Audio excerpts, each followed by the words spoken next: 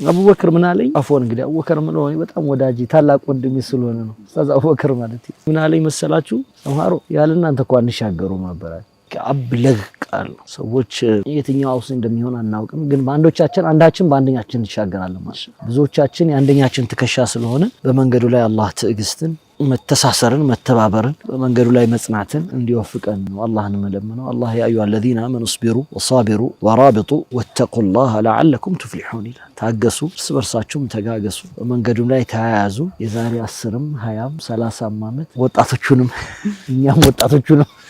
ልጆቻችንንም በተደጋጋሚ መናይበት መድረክ እንደሚሆን ባለሙሉ ተስፋ ነኝ ኢንሻአላህ አላህ 10 አመት 20 30 40 ያለ ብዙ አስሮችን ይደጋግማችሁ ለዚህ ስኬት የበቃችሁ ብዙ ህይወታችሁን ክፍል መስዋዕትነት ያደረጋችሁ በመንገዱ ላይ ብዙ ሰዎች በደካም ሲተውት የቆማችሁ ደግሞ አዩብ አቡ ሐኒፋ ዛም መድረክ ጀርባ ያሉ መሐመድ ፈረጃ አክረም ሁሴን ካሜራ ሰዎች በሙሉ አሉና ለአውሪዎቹ የማውራትን መድረክ መፍጠር ለማህበረሰብ የመተላለፍ መንገድ መሆን ትልቁ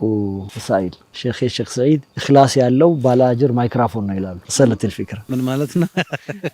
ኢኽላስ ያለው ባላጅር ማይክሮፎን ነው ይላሉ ማይክሮፎን ትናገርበታለህ እንጂ አይናገርም እሱ ግን የብዙ ኸይሮች መንገድ ነው የዛ ኸይር መንገድ አላህ ያደርጋችሁ ኢኽላሳችሁን ይቀበላችሁ هذا والله اعلم وبالله التوفيق